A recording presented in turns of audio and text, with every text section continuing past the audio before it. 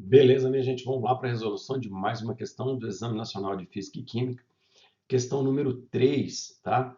Da prova de 2024, primeira fase. A questão fala para nós o seguinte: a figura 2, que não está à escala, representa uma pista de atletismo, onde dois atletas, A e B, realizam uma corrida de treino para uma prova de 400 metros planos. Considere que os atletas podem ser representados pelo seu centro de massa, segundo o modelo de partícula material. Então, a gente pode desprezar o tamanho do atleta aqui, conforme ele está dizendo, tá? Bom, por enquanto ele falou que seria uma corrida de 400 metros, é a única informação além do desenho, mas o desenho tem informações muito importantes que nós já vamos ver aí no próximo item. Bom, a primeira parte da questão, 3.1, fala para nós o seguinte: considere o troço curvilíneo da pista, destacado no lado direito da figura 2. Então, ele colocou aqui ó, com uma trajetória circular, né, onde você tem o corredor A fazendo aqui a corrida pelo lado interno e o corredor B fazendo a corrida pelo lado externo, tá bem?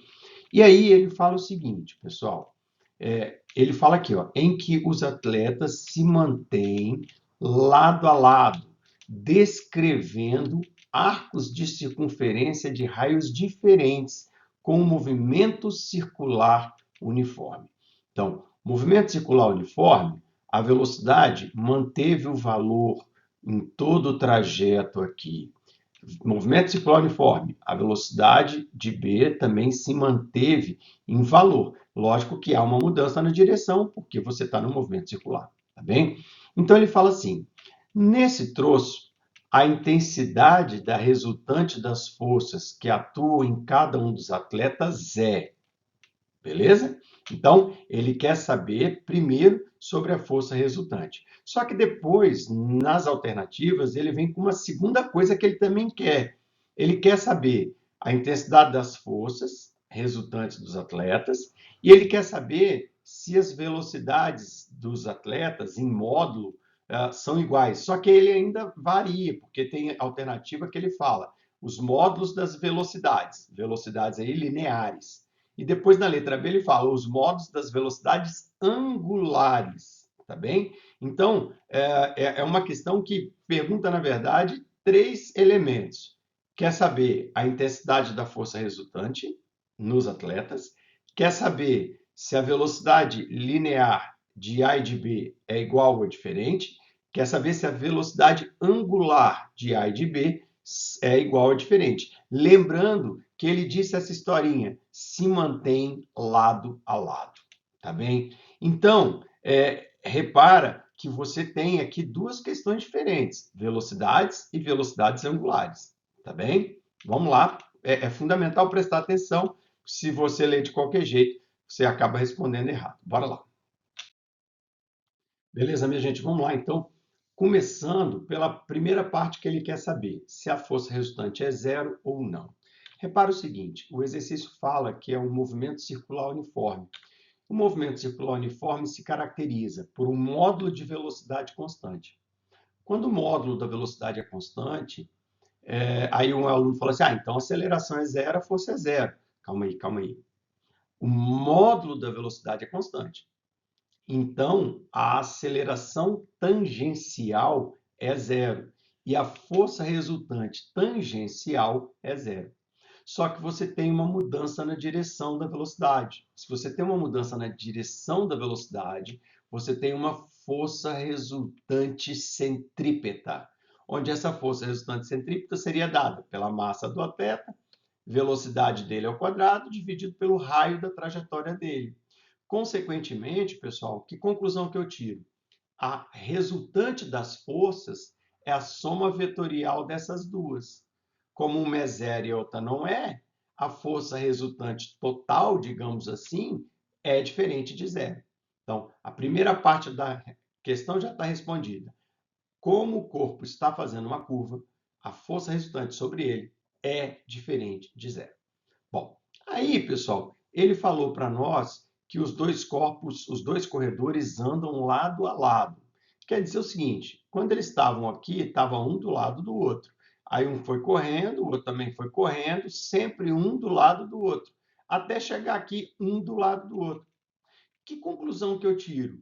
Uai, imagina que você disparou um relógio aqui e parou o relógio aqui. Uai, o tempo que o A levou para fazer esse percurso e o tempo que o B levou para fazer esse percurso foi exatamente o mesmo. Mas, professor, por que você está falando do tempo? Para a gente concluir sobre as velocidades. Vamos começar pensando primeiro na velocidade linear, né? Da velocidade linear. Você teria que pegar a distância que o A andou e dividir pelo tempo. Distância que o B andou e dividir pelo tempo. Sim, só que o tempo é o mesmo. E a distância de A é menor, porque o A está mais perto aqui do centro da trajetória. Então, quanto mais perto aqui do centro da trajetória, menor é a distância percorrida. Então, repare, se a distância de A é menor, automaticamente, no mesmo tempo de B, a velocidade de A vai ficar menor. Então, se eu boto uma distância menor aqui para o mesmo tempo, eu vou achar uma velocidade menor, velocidade linear, metros por segundo, tá bem? E a parte da velocidade angular? A velocidade angular seria o deslocamento angular dividido pelo tempo. Só que nesse caso, galera, os dois andaram o mesmo ângulo no mesmo tempo. Se os dois andam o mesmo ângulo no mesmo tempo, a velocidade angular dos dois é a mesma. Com isso, a gente fica aí na alternativa letra D, que é a resposta da primeira parte do item 3.1. Bora lá para ver o que está no item seguinte. No item seguinte, ele ainda continua falando dessa história, era um item obrigatório, né? Ele fala assim: quando o atleta B entra na reta da meta, então, quando o atleta B entra na reta da meta, a 84 metros desta, o atleta A encontra-se 10 metros à sua frente. Então, é o que ele botou aqui no desenho, pessoal. O B entrou, o A já estava na frente, e a distância de B até a meta é 84. É lógico que a distância de A até a meta vai ser 84 menos 10, beleza? Bom, aí ele fala o seguinte: considere que nesse instante os módulos das velocidades dos dois atletas é 6,5 metros por segundo. E que, até chegar à meta, o atleta A mantém um movimento retilíneo uniforme, enquanto o atleta B se movimenta retilineamente, com aceleração constante e módulo 0,1 metro por segundo a menos 2. Então, repara, vamos lá. Ele deu a condição aqui da figura, está aqui pronta, tá? Ele deu a velocidade inicial de A e de B, que é 6,5 metros por segundo. Aí ele disse que A está em movimento retilíneo uniforme e B tem aceleração de 0,1 metro por segundo ao quadrado, tá bem? Bom, ele fala para considerar o referencial x representado na figura, justifique que o atleta A vence a corrida. Então, ele quer que você justifique que o atleta A vence a corrida. Na sua resposta, comece por apresentar as equações do movimento dos dois atletas e apresente todos os cálculos efetuados. Então, eu quero a equação do movimento do atleta A, a equação do movimento do atleta B, e, por último, eu quero saber qual dos dois que vai vencer. Beleza? Então, ele não quer, bom, ele não quer saber quem vai vencer. Ele já falou que A vai vencer, mas que eu tenho que provar que o A vai vencer. Beleza? Como é que nós vamos fazer isso? Bom, gente, então vamos lá, olha só. Eu peguei aqui as informações que eu tenho, né? E vamos começar do seguinte. Se o A vence, isso quer dizer que quando o cronômetro, quando o A passou pela meta, o instante medido é menor que o de B. Então, o A só vai vencer se o TA for menor que o TB. Tá? Onde, o que é TA? É o instante em que A passou na meta. O que é TB? É o instante em que B passou na meta. É óbvio que eu estou pensando que o relógio foi disparado, T0A e T0B são zero. Os dois começaram, é o mesmo relógio para medir o tempo dos dois. Tá bem? Então, vamos começar pelo A. Se o A, pessoal, é um movimento retilíneo uniforme, a função horária da posição é essa, XA, X0A mais V0, VA vezes T. Onde eu tenho que a posição final é 84, a posição inicial de A é 10 e a velocidade de A é 6,5 constante. Tá? Então, essa aqui é a função horária da posição de A.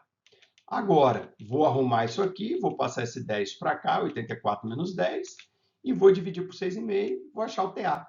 TA, 11,4 segundos. Agora vamos fazer o B, só que B é um movimento uniformemente variado. Né? Então fica x0 mais v0b vezes t mais atb ao quadrado sobre 2. Onde a posição final é igual, a posição inicial de B não é a mesma, porque a posição inicial de B é 0, tá? E você tem, então, 84, 0, 6,5 vezes tb, que a velocidade inicial dos dois era a mesma, e a aceleração tb ao quadrado sobre 2. Essa é a função horária da posição de tb. Tá? Feito isso, eu vou, então, arrumar isso aqui, vai cair numa equação de segundo grau. Tá? Eu vou resolver essa equação aqui com a ajuda da calculadora, e vou achar duas respostas, 11,8 e menos 142. Resposta negativa não faz sentido, né? A gente está tratando de instante de tempo, não faz sentido ser negativo, então vale a resposta positiva, TB igual a 11,8. E aí eu consegui provar, porque olha só, quando o A passou na meta, o relógio marcava 11,4. Quando B passou na meta, o relógio marcava 11,8. Então, automaticamente, o B passou depois. E o B, então, chegou em segundo lugar, vamos dizer assim. Beleza, gente? Valeu, tudo de bom e até a próxima questão. Tchau, tchau.